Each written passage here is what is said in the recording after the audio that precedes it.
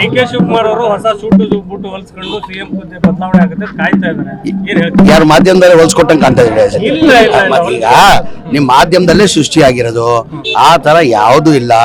ನಿನ್ನೆನು ನಾನು ಕೊಪ್ಪಳದಲ್ಲೂ ಹೇಳಿದ್ದೀನಿ, ಹುಬ್ಳಿದಲ್ಲೂ ಹೇಳಿದ್ದೀನಿ. 2028ವರೆಗೂ ಮುಖ್ಯಮಂತ್ರಿ ಕುರ್ಚಿ ಖಾಲಿ ಇಲ್ಲ. ಖಾಲಿ ಇದ್ರೆ ಮಾತ್ರ ಚರ್ಚೆ ಮಾಡಬೇಕಿಲ್ಲ. ಮುಖ್ಯಮಂತ್ರಿ ಕುರ್ಚಿ ಖಾಲಿ ಇಲ್ಲ. ಈ 28ವರೆಗೂ ಸಿದ್ದರಾಮಯ್ಯ ಅವರು ಮುಖ್ಯಮಂತ್ರಿ ಆಗಿ ಇರ್ತಾರೆ ಅಂತ ನಿನ್ನೆನೂ ಹೇಳಿದ್ದೀನಿ ನಾನು. ಮಾಧ್ಯಮದವ್ರು ದಣಿಬಾರ್ದು, ನೀವು ಸುಮ್ನಿರಿ, ನಮ್ಗೆ ಏನ್ ಒಪ್ಪಂದ ಆಗಿದೆ ಗೊತ್ತಿದೆ ಅಂತ ಹೇಳ್ತಾ ಇದಾರೆ. ಯಾರು ಹೇಳ್ತಾರೆ? ಸಿದ್ದರಾಮಯ್ಯನವರು, ಡಿ.ಕೆ. ಶಿವಕುಮಾರ್ ಅವರು.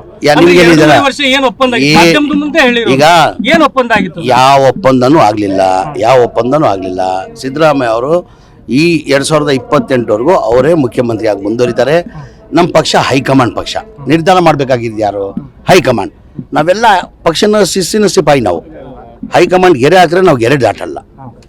ನಮ್ಮ ಪಕ್ಷ ಹೈಕಮಾಂಡ್ ಪಕ್ಷ.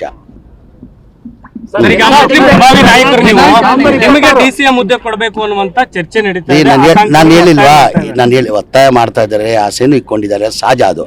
ಅಂದ್ರೆ ಮಾಡೋರು ಯಾರು? ಮತ್ತೆ ಹೈಕಮಾಂಡ್ ಕೊಟ್ರೆ ನಿಭಾಯಿಸೋಷ್ಟು ಇದು ಇದೆ ಅಂತ. ಹೈಕಮಾಂಡ್ ಏನ್ ಕೊಟ್ರು ನಾವು ನಿಭಾಯಿಸಿ ಕೇಳಿಲ್ಲ. ಅದ್ರ ಜೊತೆಯಲ್ಲಿ ನಾನು ಇನ್ನೊಂದು ಮಾತಾ, ನಾನು ಹುಬ್ಳಿಯಲ್ಲಿ ಈಗ ನನ್ನ ಪಕ್ಷನ ಶಿಸ್ತಿನ ಸಿಪಾಯಿ. ನನಗೆ 2.5 ವರ್ಷ ಮಂತ್ರಿಯಾಗಿ ಅವಕಾಶ ಮಾಡಿಕೊಟ್ಟಿದ್ರು. ಇಲ್ಲಪ್ಪ ನೀನ್ ಪಕ್ಷದ ಕೆಲಸ ಮಾಡೋರು ಅದಕ್ಕೂ ಸಿದ್ಧ.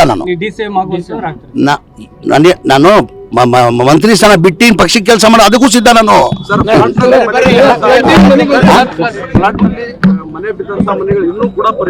ಇಲ್ಲ, ಪರಿಹಾರ ಕೊಡ್ತಾ ಇದ್ದೀವಿ. ಈಗ ಒಂದು ಹಂತ ದುಡ್ಡು ಬಂದಿದೆ, 140 ಕೋಟಿ ಬಂದಿದೆ.